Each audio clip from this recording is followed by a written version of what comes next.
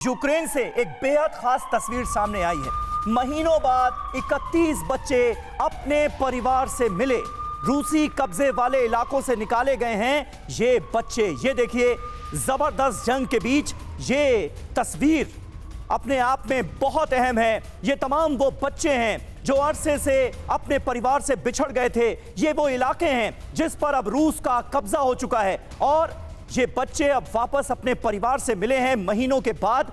और ये जो लम्हा था, ये बहुत ही भावुक क्षण थे जिसकी गवाह हैं ये तस्वीरें जो TV9 भारतवर्ष पर इस वक्त हम आपको दिखा रहे हैं। हम और आप अंदाजा लगा सकते हैं कि पिछले कई महीनों में अपने परिवार से तन्हा होकर इन बच्चों पर क्या गुजरी होगी।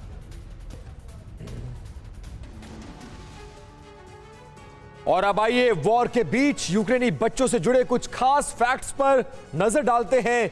जंग के बीच लौटी मासूमों की खुशियां। यूक्रेन के 31 बच्चे वॉर जोन से सुरक्षित निकाले गए हैं। ये बच्चे रूसी कब्जे वाले इलाके में रहने को कई महीनों से मजबूर थे। रूसी कब्जे वाले क्रीमिया से भी ये बच्चे लाए गए हैं।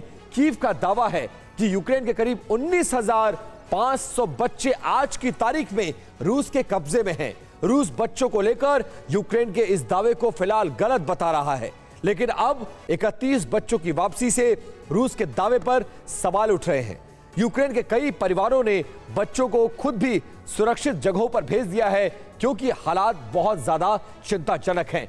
Sir D K Pandey sir, rule एक जंग में भी एक रूल होता है और कुछ जगहों को छोड़ना होता है, लेकिन वो पॉइंट्स यहां पर फुलफिल नहीं किए जा रहे हैं। रशिया कह रहा है कि हमारे पास नहीं है, यूक्रेन कह रहा है हमारे पास है, लेकिन ये बच्चे जो वापस आए ये गवाही देते हैं कि कुछ तो दाल में काला है। देखिए, बहुत ही महत्वपूर्ण है कि मानवीय जो तत्व हैं, एलिमेंट्स हैं, उनका सम्मान किया जाए। लेकिन साथ में हम भी जानते हैं कि युद्ध में सभी सीमाएं तोड़ दी जाती हैं, जैसे एक परंपरा रही है कि एक हद तक वो उनको माना जाता है, उसके बाद तोड़ दिया जाता है। लेकिन बच्चों को रखना और उनको वापस करना साथ में एक संदेश भी देता है कि जैसे बुचा हत्याकांड का जिक्र बहुत हुआ, मैसेकर का बहुत चर्चा हुई। अब रशिया बताना चाहता है कि हम मानवीय स्तर पर भी सोचते हैं और ये बच्चों को लौटा रहे हैं ताकि इनका जो है जीवन आगे सुचारू रूप से चल सके।